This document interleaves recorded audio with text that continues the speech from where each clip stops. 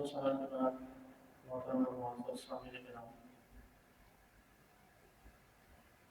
माह रमज़ान मुबारक से कबल जो मुस्लिम शरीफ का आखिरी दर्स हुआ, उसमें आपके सामने सही मुस्लिम शरीफ की किताबुल ईमान के कुछ अब्वाब से मुंतखब अहादीस करीमा आपके सामने पढ़ी गई और उनके मफ़हूम और शरह के हवाले से आपके सामने ज़िक्र किया गया। हज़रत इमाम मुस्लिम अलैहिर्रहमत ने ईमान में और कुफ़ार से खिताब के हवाले से तफसील का ज़िक्र करने के बाद अगला जो बाब जो मुस्लिम शरीफ का 7वां बाब है, उसका जो उन्वान रखा है वो ये कि बाबुल अम्री बिक़ितालिन नासी हत्ता यक़ूलू ला इलाहा इल्लल्लाह, यानी जब तक लोग ला इलाहा इल्लल्लाह न कहें उनसे क़िताल और जिहाद का हुक्म। इस बात में कई अहादीस करीमा रिवायत की गई और नक़ल की गई। उनमें एक मशहूर हदीस मुबारक हज़रत सैयदना अबू हुरैरा रज़ियल्लाहु तआला अन्हु से मरवी है कि हज़रत अबू हुरैरा रज़ियल्लाहु तआला अन्हु बयान करते हैं, इरशाद फरमाते हैं कि जब लम्मा तूफ़िया रसूलुल्लाह सल्लल्लाहु अलैहि वसल्लम वस्तुख़लिफ़ा अबू बकर सिद्दीक़ बअदहू, कि जब रसूलुल्लाह सल्लल्लाहु अलैहि वसल्लम का विसाल हुआ और हज़रत सैयदना अबू बकर सिद्दीक़ रज़ियल्लाहु तआला अन्हु के बाद खलीफा बने, व कफ़रा मन कफ़रा बिल अरब, अरब के कुछ लोग काफिर हुए और उन्होंने वो कुछ कबाइल मुर्तद हुए। क़ाला उमर इब्न ख़त्ताब लिअबी बकर कैफ़ तुक़ातिलु अन्नास वक़द क़ाला रसूलुल्लाह सल्लल्लाहु अलैहि वसल्लम व उमिरतु अन उक़ातिल अन्नास हत्ता यक़ूलू ला इलाहा इल्लल्लाह। सैयदना उमर फारूक रज़ियल्लाहु तआला अन्हु ने हज़रत अबू बकर से आकर कहा उस वक्त कि जब हज़रत अबू बकर सिद्दीक़ रज़ियल्लाहु तआला अन्हु ने अरब में मुर्तद होने वाले कबाइल से जंग करने का इरादा किया। हज़रत उमर फारूक आए और उन्होंने आकर हज़रत अबू बकर सिद्दीक़ से इस मामले पर बात की और फरमाया कि कैफ़ तुक़ातिलुन नास, आप लोगों से कैसे जंग कर सकते हैं। वक़द क़ाला रसूलुल्लाह सल्लल्लाहु अलैहि वसल्लम, हालांकि रसूलुल्लाह सल्लल्लाहु अलैहि वसल्लम ने फरमाया है कि उमिरतु अन उक़ातिल अन्नास हत्ता यक़ूलू ला इलाहा इल्लल्लाह, कि मुझे इस बात का हुक्म दिया गया कि मैं ला इलाहा इल्लल्लाह पढ़ने तक लोगों से क़िताल करूँ। फ़मन क़ाल ला इलाहा इल्लल्लाह फ़क़द आसिमा मिन्नी मा लहू व नफ़्सहू, बस जिस शख्स ने ला इलाहा इल्लल्लाह कह दिया तो उसने अपना माल और अपनी जान मुझसे महफूज कर ली। और मज़ीद फरमाया कि इल्ला बिहक़्क़िही, मगर ये कि किसी हक़ के बदले उसकी जान और उसका माल लिया जाए। वह हिसाबुहु अलल्लाह, और उसका जो हिसाब किताब है वो अल्लाह के ज़िम्मे है। फ़क़ाल अबू बकर, तो हज़रत अबू बकर ने फरमाया वल्लाहि लउक़ातिलन्ना मन फ़र्रक़ बैन अस्सलाति वज़्ज़कात, कि कसम है अल्लाह ताला की मैं उनसे ज़रूर जंग करूँगा, उन लोगों से कि जो ज़कात और नमाज के दरमियान फ़र्क करेंगे, यानी ज़कात नमाज तो अदा करेंगे लेकिन ज़कात की अदायगी से इनकार करेंगे। फरमाया कि फ़इन्न ज़कात हक़्क़ुल माल, ज़कात जो है वो माल का हक़ है। वल्लाहि लौ मनअूनी इक़ादन कानू युअद्दूनहु इला रसूलिल्लाहि सल्लल्लाहु अलैहि वसल्लम लक़ातलतुहुम अला मनई, खुदा की कसम अगर वो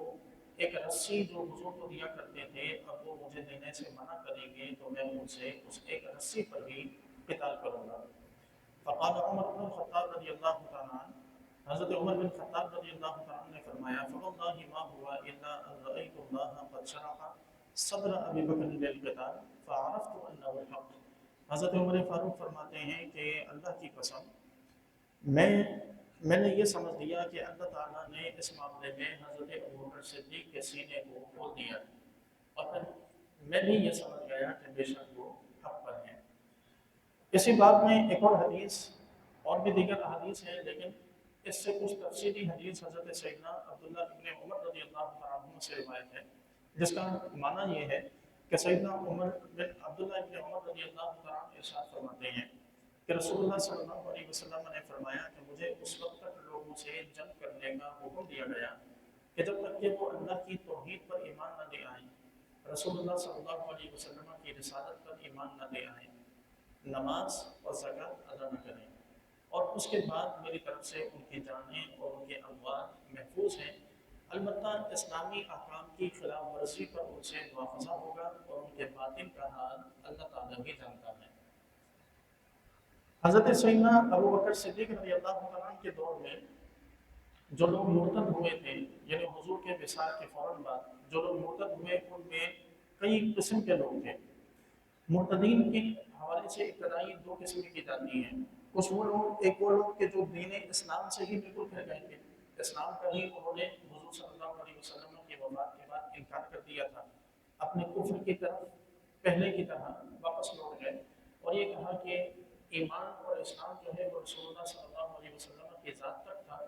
हुजूर तशरीफ ले गए तो अब ईमान की या इस्लाम की कोई हाजत नहीं, हम वही पहला दीन इख्तियार कर लेते हैं, और वो मुर्तद हुए, उन्होंने अपना वही कुफ्र का दीन इख्तियार किया। इन्हीं के मुताबिक हज़रत अबू हुरैरा रज़ियल्लाहु तआला अन्हु ने जो फरमाया कि अरब के बाज़ कबाइल काफिर हो गए थे, ये वही लोग हैं कि जो अपने कुफ्र की तरफ पलट गए थे। इन लोगों में दो गिरोह थे। एक गिरोह वो कि जो उनमें से एक गिरोह वो था कि जो मुसलमान कज़्ज़ाब का पैरोकार था, और उसे मुसलमान कज़्ज़ाब के जिस गिरोह ने नबूवत के दावे की तस्दीक की, उस पर ईमान भी लाए, उसका साथ भी दिया, यूं ही इन्हीं में उन अफराद का भी शुमार किया जाता है कि जो यमन के लोग असवद अंसी जिसने नबूवत का दावा हुजूर के बाद किया, उसके साथ शामिल हुए, उसकी तारीफ की, उसकी नबूवत पर ईमान लाए, या उस वक्त के दो मजीद जो नबूवत के दावेदार थे उन पर ईमान लाने वाले और उन दोनों की हिमायत करने वाले सारे लोग उन अफराद में शामिल हैं कि जो कुल्ली यतन दीन इस्लाम से फिर गए थे,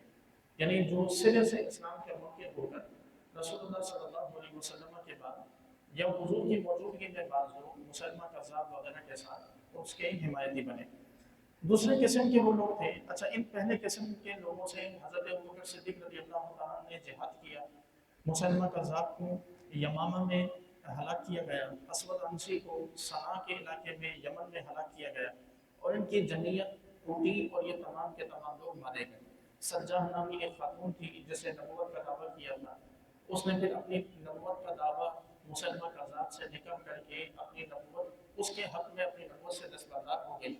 एक और शख्स था कि जिसने नबूवत का दावा किया, तुलैहा बिन खुवैलद, कि जिसने बाद में हज़रत सैयदना उमर फारूक रज़ियल्लाहु तआला अन्हु के दौर में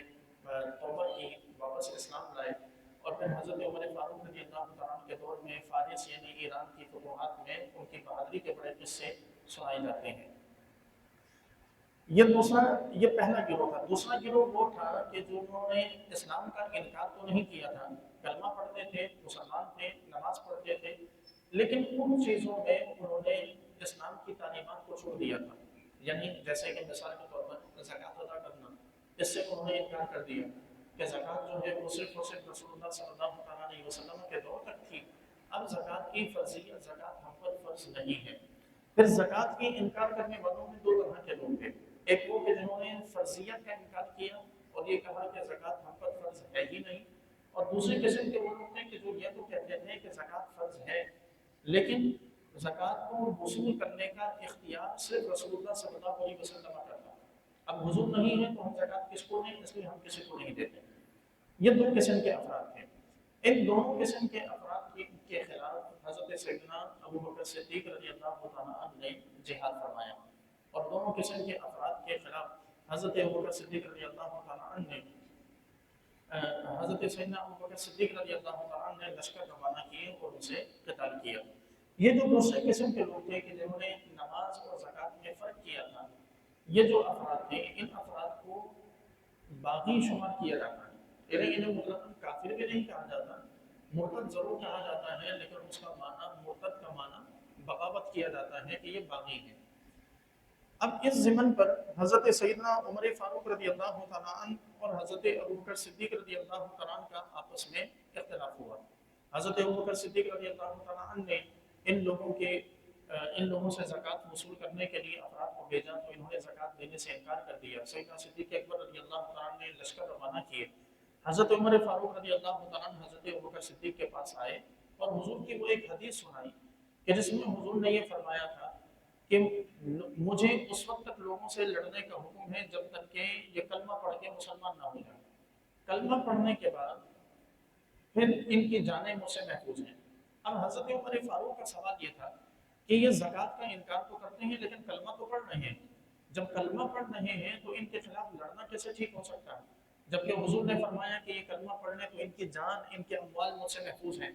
تو آپ پھر کس بنیاد پر ان کے خلاف لشکر بھیج رہے ہیں اور ان سے قتال کر رہے ہیں؟ یہ سیدنا ابو ہریرہ والی حدیث ہے۔ حضرت سیدنا عبداللہ ابن عمر رضی اللہ تعالیٰ عنہ والی جو حدیث ہے، اس حدیث مبارک میں جو ابھی دوسری حدیث آپ کے سامنے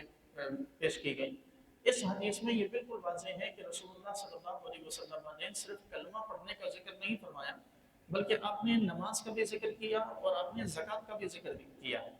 اور واضح طور پر فرمایا کہ مجھے اس وقت تک ان لوگوں سے قتال کرنے کا حکم ہے جب تک کہ یہ لوگ اللہ کی وحدانیت پر، میری رسالت پر ایمان نہ لے آئیں، گواہی نہ دے دیں اور نماز اور زکوٰۃ ادا نہ کر لیں۔ یہ دو چیزیں حضرت عبداللہ ابن عمر رضی اللہ تعالیٰ عنہ کی حدیث میں موجود ہیں۔ تو سیدنا ابو بکر صدیق رضی اللہ تعالیٰ عنہ کا یہ اقدام اٹھانا کہ زکوٰۃ کے انکار کرنے والوں کے خلاف حضرت ابو بکر صدیق رضی اللہ تعالیٰ عنہ کا لشکر کو بھیجنا، یہ کسی بھی طور پر غلط نہیں تھا، نہ کوئی غلط فیصلہ تھا، نہ کوئی ایسی چیز تھی کہ جو اسلام کو نقصان پہنچاتی۔ سیدنا ابو بکر صدیق رضی اللہ تعالیٰ عنہ کی اس معاملے کے بعد حضرت سیدنا عمر فاروق رضی اللہ تعالیٰ عنہ نے پھر اپنے قول سے رجوع کیا، اور اپنے قول سے رجوع کر کے پھر انہوں نے بھی حضرت سیدنا ابو بکر صدیق رضی اللہ تعالیٰ عنہ کی تائید کی۔ اب یہاں ایک چیز استعمال کی گئی، ایک لفظ استعمال کیا گیا بغاوت کا، یعنی انہیں کافر نہیں کہا گیا بلکہ انہیں باغی کہا گیا، کہ جنہوں نے یہ کہا کہ رسول اللہ صلی اللہ علیہ وسلم موجود نہیں ہے تو اس لیے زکوٰۃ وصول کرنے کا اختیار صرف حضور کو تھا، اب حضور نہیں ہے تو زکوٰۃ وصول کرنے کا اختیار کسی کو بھی نہیں، اس لیے ہم نہیں دے سکتے۔ اور انہوں نے جو استدلال کیا وہ قرآن ہی کی ایک آیت ہے کہ خذ من اموالہم صدقۃ تطہرھم وتزکیھم بہا، کہ آپ ان سے زکوٰۃ لیجیے اور یہ زکوٰۃ کا مال جو ہے وہ انہیں پاکیزہ کرے گا، اور انہیں آپ اس زکوٰۃ کے مال کے ذریعے پاک کیجیے۔ اب وہاں ان افراد کا یہ کہنا تھا کہ یہ اس آیت میں جو خطاب ہے وہ رسول اللہ صلی اللہ علیہ وسلم سے ہے، اور حضور سے کہا گیا ہے کہ خذ من اموالہم، آپ ان کے مالوں سے، خذ من اموالہم صدقہ، آپ ان کے مالوں سے زکوٰۃ لیجیے۔ اب حضور موجود نہیں ہے تو زکوٰۃ وصول کرنے والا بھی کوئی نہیں، جب وصول کرنے والا کوئی نہیں تو ہم کیوں ادا کریں؟ تو اس معنی میں انہیں باغی شمار کیا گیا۔ مسئلہ یہ ہے کہ آج کے دور میں، اب سوال یہ ہے کہ آج کے دور میں اگر کوئی شخص ایسا کھڑا ہو جاتا ہے جو یہ کہتا ہے کہ زکوٰۃ وصول کرنے کا اختیار صرف رسول اللہ کو تھا، یہ زکوٰۃ میں نہیں دوں گا، یا آج کے دور میں زکوٰۃ بنتی نہیں ہے، یا زکوٰۃ کی فرضیت کا انکار کر جائیں، تو اسے ہم باغی کہیں گے یا دائرہ اسلام سے خارج کہیں گے؟ تو اس کا جواب علماء کرام دیتے ہوئے ارشاد فرماتے ہیں کہ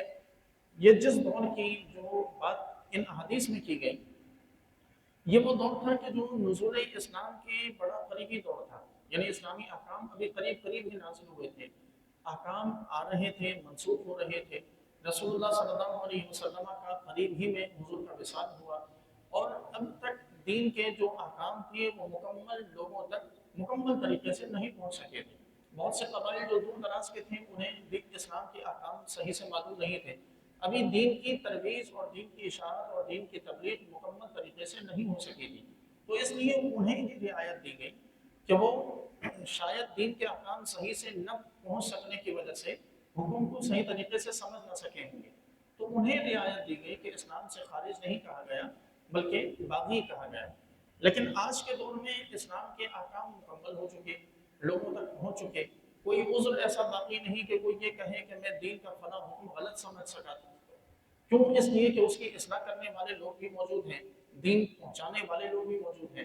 تو آج کے دور میں اگر کوئی شخص ایسا کوئی موقف رکھے، زکوٰۃ کا انکار کرے، اصرار کرے اور یہ کہے کہ زکوٰۃ بنتی نہیں یا میں ادا نہیں کرتا، تو وہ شخص باغی نہیں ہوگا بلکہ دائرہ اسلام سے خارج مانا جائے گا۔ کیوں؟ اس لیے کہ اس بات پر اب تمام علماء کا،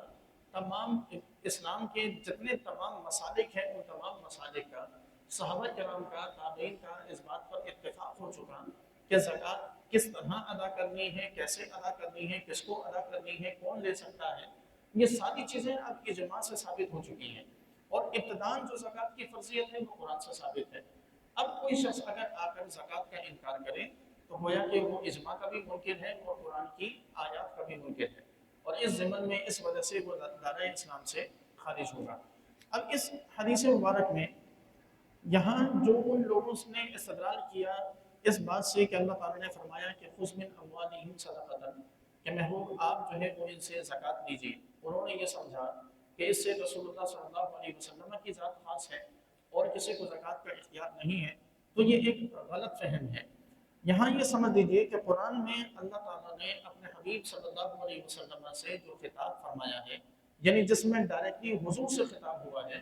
وہ خطاب چار طریقے سے کیا گیا، تو یعنی اس میں اس خطاب کرنے میں چار طریقے اس کے پیچھے ہیں، چار وجوہ ہیں، چار اسباب ہیں، چار طریقے ہیں۔ ان میں سے ایک طریقہ یہ ہے کہ وہ خطاب عام ہے، یعنی رسول اللہ صلی اللہ تعالیٰ علیہ وسلم کو خطاب کیا گیا اور حضور صلی اللہ تعالیٰ علیہ وسلم کے ذریعے آپ علیہ السلام کی امت بھی اس خطاب میں شامل ہے، ایسا عام خطاب۔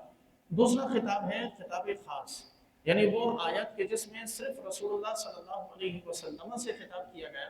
اور اس خطاب میں حضور کے سوا اور کوئی شامل نہیں ہے۔ اچھا، تیسرا خطاب ہے وہ یہ کہ آپ صلی اللہ تعالیٰ علیہ وسلم کو ایسا خطاب عام کہ جس میں تمام انبیاء، تمام انسان سب کے سب شامل ہیں، حضور بھی شامل ہیں اور تمام کے تمام شامل ہیں۔ اور چوتھا وہ خطاب کہ جس میں خطاب آپ سے ہے، یعنی انداز جو ہے وہ ایسا کہ جیسے حضور مخاطب ہوں، لیکن حضور مخاطب نہیں ہے بلکہ حضور کے غیر افراد اس میں شامل ہیں اور غیروں سے، حضور کے علاوہ دوسروں سے بات کی جا رہی ہے۔ آیت کو دیکھنے میں لگ رہا ہے کہ رسول اللہ صلی اللہ علیہ وسلم سے بات ہے، جبکہ حضور سے بات نہیں ہے، حضور کے علاوہ دیگر لوگوں سے بات ہے۔ ان چاروں کی مثالیں قرآن میں موجود ہیں۔ مثال کے طور پر جو سب سے پہلی جو قسم ہے خطاب عام، کہ جس میں تمام مومنین سے خطاب ہے، اس میں حضور بھی شامل ہیں، صحابہ بھی شامل ہیں، قیامت تک آنے والے تمام مومنین شامل ہیں۔ اس کی مثال یہ ہے کہ یا ایھا الذین آمنوا کتب علیکم الصیام، اللہ تعالیٰ نے فرمایا کہ اے ایمان والو تم پر روزے فرض کیے گئے۔ اب یہ ایک ایسا خطاب ہے کہ جو صرف رسول اللہ کے ساتھ خاص نہیں ہے یا صرف صحابہ کے ساتھ خاص نہیں ہے، بلکہ قیامت تک آنے والے تمام مومنین کے ساتھ، مومنین کے لیے یہ خطاب ہے کہ جب کبھی بھی قیامت تک کوئی بھی مومن پیدا ہوگا، عاقل ہوگا، بالغ ہوگا، روزے کی شرائط اس میں پائی جائیں گی، یہ خطاب اس پر صادق آ جائے گا اور اس پر روزہ فرض ہو جائے گا۔ خطاب کی جو دوسری قسم ہے وہ اللہ تبارک و تعالیٰ نے فرمایا کہ وہ یعنی خطاب کی وہ دوسری قسم کہ جو رسول اللہ صلی اللہ علیہ وسلم کے ساتھ خاص ہے اور اس میں امت شامل نہیں ہے، صرف حضور کے ساتھ ہے۔ وہ آیت کریمہ ہے کہ وَمِنَ اللَّيْلِ فَتَهَجَّدْ بِهِ نَافِلَةً لَكَ، کہ رات کے کچھ حصے میں تہجد کی نماز ادا کریں۔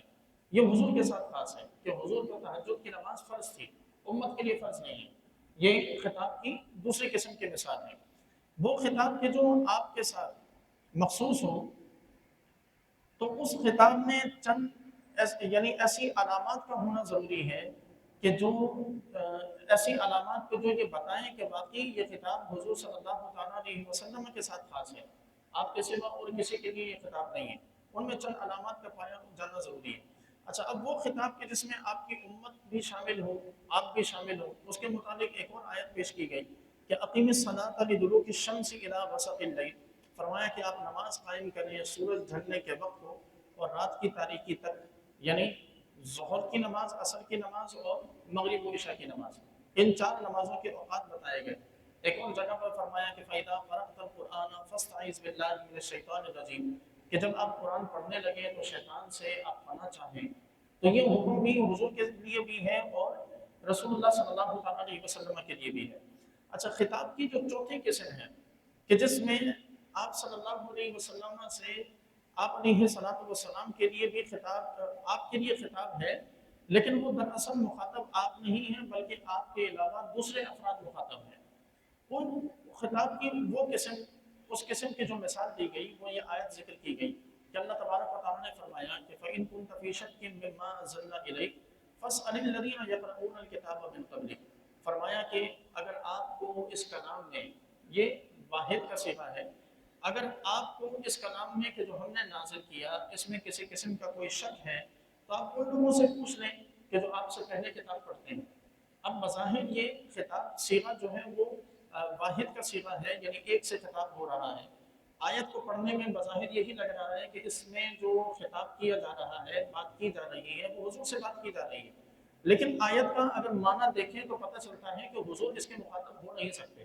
کیونکہ آیت میں کہا جا رہا ہے کہ اگر آپ کو قرآن میں شک ہے تو آپ پچھلے لوگوں سے پوچھیے۔ اب حضور کو تو شک ہو نہیں سکتا کہ قرآن نازل ہی آپ پر ہوا، اگر رسول اللہ کو بھی شک ہو تو پھر امت کا کیا بنے گا؟ تو اس لیے لامحالہ یہ ماننا پڑے گا کہ یہ خطاب حضور سے نہیں ہے، بلکہ ان لوگوں سے ہے کہ جنہیں قرآن میں شک ہے۔ حضور صلی اللہ تعالیٰ علیہ وسلم کا پر تو قرآن نازل ہو رہا تھا، آپ علیہ الصلوۃ والسلام سے بڑھ کر کس کا یقین قرآن پر ہو سکتا تھا؟ یوں ہی آپ صلی اللہ علیہ وسلم سے فرمایا گیا، سورہ زمر کی آیت مبارکہ ہے کہ لئن اشرکت لیحبطن عملک ولتکونن من الخاسرین۔ فرمایا گیا کہ اگر بالفرض آپ نے شرک کیا تو آپ کے سارے عمل ضائع ہو جائیں گے اور آپ نقصان اٹھانے والوں میں سے ہو جائیں گے۔ اب حضور سے خطاب ہے، لیکن ظاہر سی بات ہے کہ رسول اللہ صلی اللہ علیہ وسلم کا شرک کرنا ناممکن ہے، تو اس لیے ماننا پڑے گا کہ اس میں حضور سے خطاب نہیں ہے بلکہ حضور کے علاوہ دیگر لوگوں سے خطاب کیا جا رہا ہے۔ یوں ہی ایک اور آیت کریمہ ہے سورہ بقرہ کی، فرمایا گیا کہ وَلَئِن اتَّبَعْتَ أَهْوَاءَهُم مِّن بَعْدِ مَا جَاءَكَ مِنَ الْعِلْمِ إِنَّكَ إِذًا لَّمِنَ الظَّالِمِينَ۔ اگر علم آنے کے بعد، آپ کو علم دیے جانے کے بعد اگر پھر بھی آپ نے اپنی خواہشوں کی پیروی کی تو آپ ظلم کرنے والوں میں سے ہوں گے۔ اب یہ ناممکن ہے کہ رسول اللہ صلی اللہ علیہ وسلم اللہ کے احکام کو چھوڑ کر اپنی خواہشات کی پیروی کریں، تو اس لیے یہ ماننا پڑے گا کہ قرآن میں جو خطاب حضور سے کیا جا رہا ہے، جہاں پر آپ صلی اللہ علیہ وسلم کو ڈائریکٹلی مخاطب کیا جا رہا ہے، ہر اس جگہ پر صرف حضور مراد نہیں ہے۔ بعض جگہیں ایسی ہوں گی کہ جہاں حضور کے ساتھ پوری امت مراد ہوگی، بعض جگہیں ایسی ہوں گی کہ جہاں صرف رسول اللہ مراد ہوں گے، بعض ایسی جگہیں ہوں گی کہ جہاں حضور کے ساتھ صرف امت نہیں بلکہ پچھلی ساری امتیں بھی مراد ہوں گی، اور بعض جگہیں ایسی ہوں گی کہ جہاں حضور مراد ہوں گے ہی نہیں بلکہ کوئی اور قوم مراد ہوگی، دوسرے لوگ مراد ہوں گے، لیکن آپ علیہ الصلوۃ والسلام کے سہارے سے اللہ تبارک و تعالیٰ کی بات جو ہے وہ ان لوگوں تک پہنچائی جا رہی ہے۔ تو اس لیے یہاں یہ جو آیت کریمہ ہے خذ من اموالہم صدقۃ، اس پر جو حکم یہ لگایا گیا کہ یہ آیت نازل ہوئی تو اس کا مطلب یہ ہے کہ زکوٰۃ وصول کرنا حضور کا حق ہے، کیونکہ اللہ نے ڈائریکٹلی حضور کو حکم دیا۔ تو یہ ان آیات میں سے شامل ہے کہ جن میں اللہ تعالیٰ نے حکم رسول اللہ کو دیا، لیکن اس حکم میں پوری امت شامل ہے۔ تو اب اس کا مطلب یہ ہوا کہ اے محبوب آپ زکوٰۃ وصول کیجئے، یعنی آپ بھی وصول کیجئے اور آپ کی امت بھی زکوٰۃ وصول کرے، اور آپ کی امت بھی زکوٰۃ وصول کر کے وہ ان لوگوں کو زکوٰۃ کے اموال سے پاکیزہ کرے۔ تو اب اس کا مطلب یہ ہوا کہ ان لوگوں کو کہ جنہوں نے اس آیت سے یہ مراد لیا کہ اب رسول اللہ تو وصال فرما گئے، ہم زکوٰۃ کس کو دیں، اس لیے ہم کسی کو نہیں دیں گے، تو انہیں اس معنی کے سمجھنے میں غلط فہمی ہوئی ہے۔ یہاں یہ چیز یاد رکھیے کہ قرآن مجید کی یہ باریکیاں سمجھنا یہ ہر شخص کے بس کی بات نہیں ہے، اور اسی بنیاد پر اسی وجہ سے یہ کہا جاتا ہے کہ قرآن ترجمے سے پڑھیں لیکن استاد کے ساتھ پڑھیں۔ خود سے قرآن مجید پڑھنے میں بھی بعض اوقات غلط فہمیاں پیدا ہو جاتی ہیں۔ وہ جو کہا جاتا ہے کہ علماء جو ہیں وہ لوگوں کو منع کرتے ہیں کہ قرآن ترجمے کے ساتھ خود سے نہیں پڑھنا، قرآن دین سیکھنے کی خود سے کوشش نہیں کرنا، نہیں تو گمراہ ہو جاؤ گے۔ اس کی سب سے بہترین مثال یہ انداز ہے کہ یہ آپ کو ترجمے میں کہیں بھی نہیں ملے گا کہ اس سے مراد کون ہے، یہ آپ کو صرف اور صرف وہی افراد بتا سکتے ہیں کہ جنہیں اللہ تبارک و تعالیٰ نے اس چیز کا علم عطا فرمایا ہے۔ تو اس لیے محض یہ اندازہ کر کے اور یہ یقین کر کے کہ میں ترجمہ پڑھ کے ہدایت پر پہنچ جاؤں گا، قرآن جو ہے وہ ڈائریکٹلی میں پڑھنا شروع کروں اور میں جو ہے قرآن پڑھ کے ہدایت پا جاؤں گا، یہ محض خام خیالی ہے، کیونکہ قرآن کے احکام میں کہاں کس آیت سے کس لفظ سے کیا مراد لیا جا رہا ہے، کس لفظ سے کون سی شرح مراد لی جا رہی ہے، کون سی آیت کس آیت سے ایک دوسرے کے مقابلے میں دو آیتیں آ رہی ہیں، ان آیتوں میں سے کون سی آیت پہلے کی ہے کون سی آیت بعد کی ہے، یہ صرف ترجمے سے پتہ نہیں چلتا، یہ پتہ چلتا ہے قرآن مجید ان افراد سے پڑھنے سے کہ جنہیں اللہ تبارک و تعالیٰ نے اس کا علم عطا فرمایا۔ اب یہاں یہ یاد رکھیں کہ ضروریات دین جتنی ہیں، ایک خلاصہ اس پوری بحث کا یہ کہ ضروریات دین جتنی بھی چیزیں ہیں ان میں سے اب کسی بھی چیز کا انکار کرنا دار اسلام سے باہر ہو جانا ہے، یعنی ایمان اللہ تعالیٰ کی وحدانیت، رسول اللہ صلی اللہ علیہ وسلم کی رسالت، ان میں سے کسی کا بھی انکار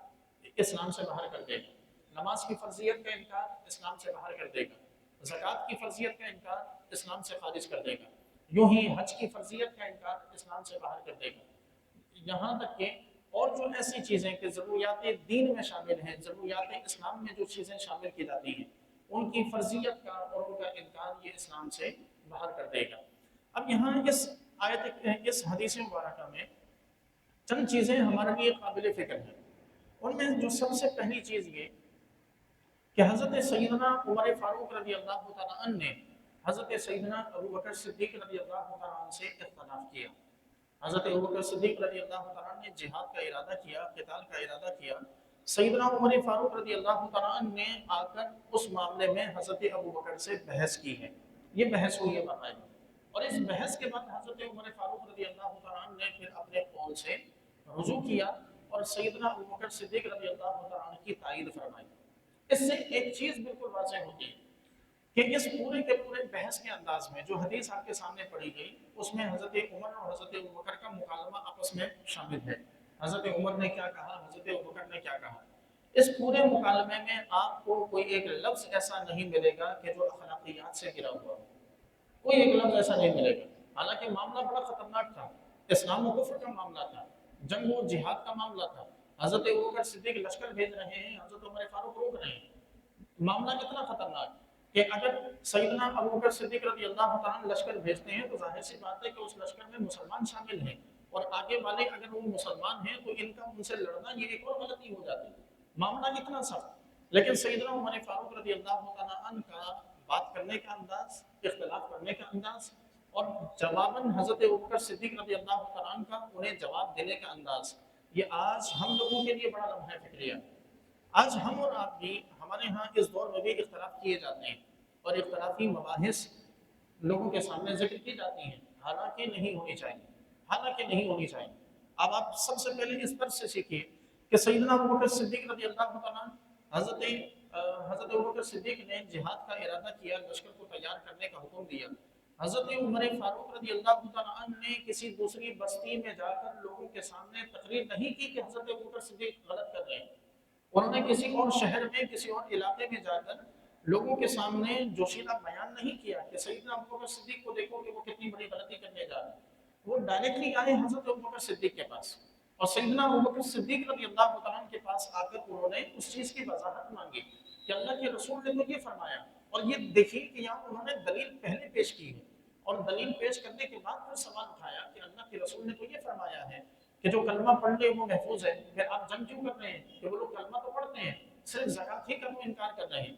तो उन्होंने दलील भी दी है, महज लफाजी, महज अल्फाज, महज जज्बात, ये चीज़ें काफ़ी नहीं थी। सैयदना उमर फारूक रज़ी अल्लाह तआला ने बाकायदा दलील देकर बात की, और डायरेक्ट सैयदना अबू बकर सिद्दीक़ रज़ी अल्लाह तआला से बात की, और हज़रत अबू बकर सिद्दीक़ रज़ी अल्लाह तआला ने उन्हें जवाब दिया, वो मुतमईन हुए, बात वहीं अंदर के अंदर, कमरे के अंदर ख़त्म हो गई। बाहर किसी पर इसका असर नहीं पड़ा कि हज़रत अबू बकर या हज़रत उमर में कोई इख्तिलाफ हुआ है। आज हमारी सोसाइटी में क्या किया जा रहा है, हमारी सोसाइटी के अंदर आवाम को और आम अफराद को बड़ा उलझन में गिरफ्तार कर दिया गया।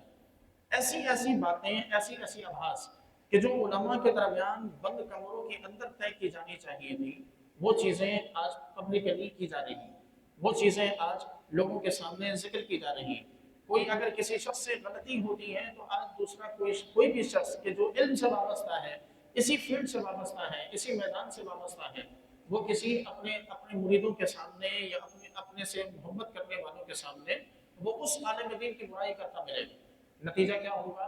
कि आपस में कभी भी इत्तेफाक पैदा नहीं हो सकता, मसला कभी भी हल नहीं हो सकता। जबकि नुकसान ये होगा कि वो अफराद के जो पहले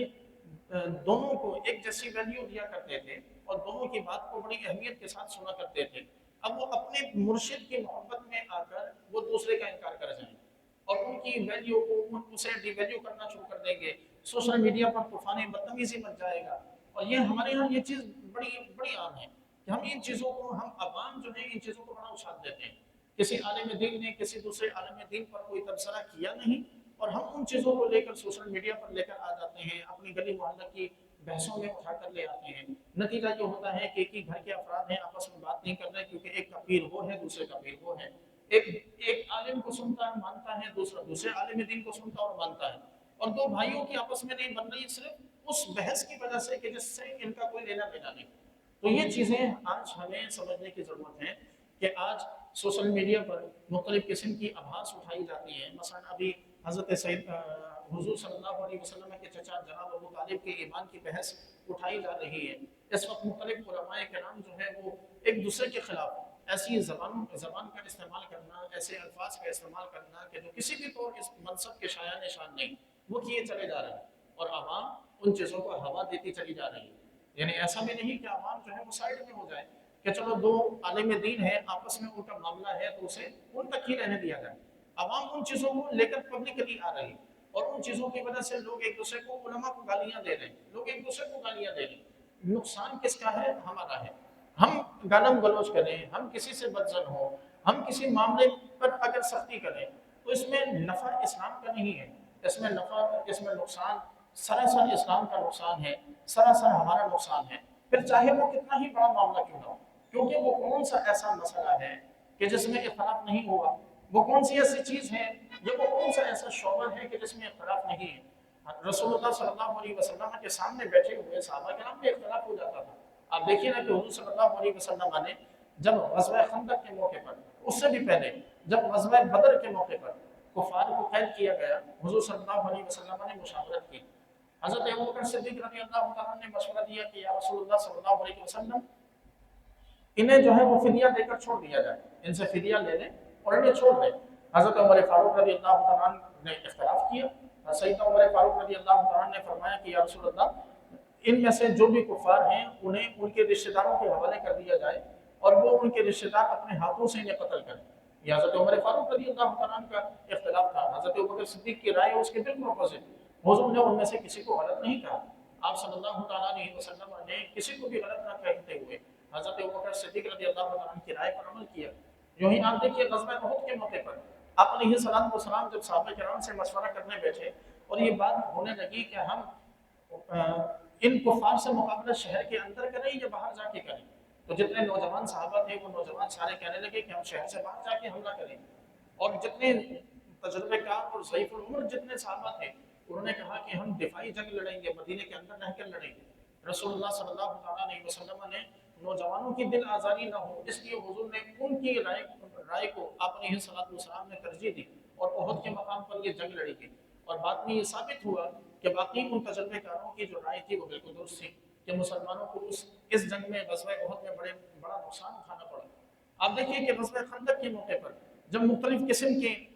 مشورے دیے جاتے رہے، ان میں رسول اللہ صلی اللہ علیہ وسلم نے حضرت سیدنا سلمان فارسی رضی اللہ عنہ کے مشورے کو ترجیح دی. تو کسی نے برا نہ مانا کہ مشورہ میں نے بھی دیا تھا، رائے میری بھی تھی، میری رائے کے خلاف کیوں چلے گئے. آپ دیکھیے کہ اس کے بعد اذان کا جب معاملہ ہوا اور اذان جب رائج ہونے لگی، لوگوں نے مختلف قسم کے مشورے دیے، حضور نے کسی کے مشورے پر عمل نہیں کیا. آپ علیہ السلام نے کسی کی رائے کو اہمیت نہیں دی. یہاں تک کہ اللہ رب العزت نے اذان کے کلمات سکھائے تو حضور نے پھر ان اذان کے کلمات کو رائج فرمایا. تو یہ چیزیں بتاتی ہیں کہ اختلاف ہونا یہ کوئی ایسی بات نہیں ہے کہ جو ہمیں نقصان میں ڈالے.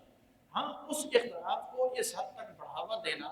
کہ ہم اور آپ اخلاقیات کے دائرے سے باہر نکل جائیں، ہم اور آپ ایک دوسرے کا ادب اور احترام بھول جائیں، ہم اور آپ جو ہے وہ اسلام کی بنیادی تعلیمات کو چھوڑ بیٹھے، تو یہ یقیناً ہماری سوسائٹی کے لیے نقصان دہ ہے. اور آج ہم میں سے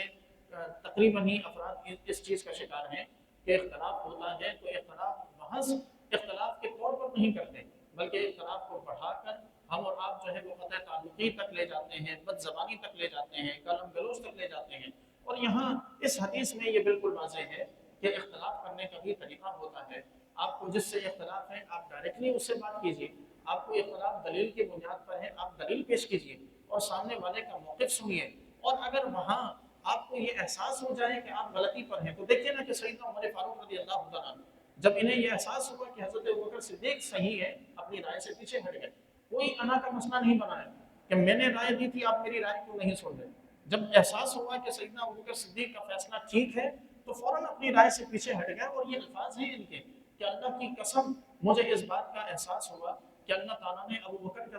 سینہ اس معاملے کے لیے کھول دیا. اور حضرت آپ پھر دیکھیے کہ یہاں یہ معاملہ اور پھر جمع قرآن کا جو مسئلہ ہوا، قرآن مجید کو جمع کرنے کا جب معاملہ آیا، وہاں حضرت ابوبکر صدیق حضرت عمر سے بحث کرتے رہے. حضرت عمر فرماتے رہے کہ آپ قرآن کو جمع کریں، آپ قرآن کو تحریری شکل میں ایک جگہ پر جمع کریں. حضرت ابوبکر صدیق انکار کرتے رہے، یہاں تک کہ سیدنا ابوبکر صدیق رضی اللہ تعالیٰ عنہ نے پھر یہ فرمایا کہ اللہ کی قسم مجھے اس بات کا احساس ہوا کہ اللہ تعالیٰ نے عمر کا سینہ اس کے لیے کھول دیا ہے. اور حضرت ابوبکر صدیق پر حضرت عمر کی تائید کرنے لگے. تو یہ چیزیں آج ہم میں نہیں ہیں کہ ہم اختلاف کریں اور پھر سامنے سے اگر ہمیں یہ اندازہ ہونے لگے کہ ہم غلطی پر ہیں تو ہم انا کا مسئلہ اسے بنائے بغیر ہم اپنے موقف سے پیچھے ہٹ جائیں، اپنی بات سے پیچھے ہٹ جائیں. جبکہ اسلام یہ سکھاتا ہے کہ جہاں اختلاف ہو تو وہاں پھر اتنی وسعت ضرور دینی چاہیے کہ اگر ہمیں کل کو خطا کا احساس ہو جائے تو ہم پلٹ سکیں. ہم پلٹ کیوں نہیں سکتے؟ ہم ان چیزوں کو بہت ہائپ دے دیتے ہیں، بہت اوپر لے جاتے ہیں. ایک معمولی سا اختلاف ہے، ہم اسے اتنا اوپر لے جائیں گے، اتنا اوپر لے جائیں گے کہ وہ موقف اور وہ چیز ہمارے نام کے ساتھ جڑ جاتی ہے. اب جہاں کہیں بھی ہمارا نام آئے گا ہماری پہچان وہ ایک موقف ہے، وہ ایک اختلاف ہے. اب اگر اس اختلاف سے ہم پیچھے ہٹ جائیں تو ہمارا وجود ہی خطرے میں پڑ جائے، ہماری عزت، ہماری شہرت، ہمارا سب کچھ خطرے میں پڑ جائے. اور یوں انا جو ہے وہ انسان کو کسی بھی طور حق قبول نہیں کرنے دیتی. خالق کائنات سے دعا ہے کہ پروردگار ہم سب کو اپنے ایمان کی، اپنے اعتقاد کی حفاظت کرنے کی توفیق مرحمت فرمائے. وما علیہ الا البلاغ المبین.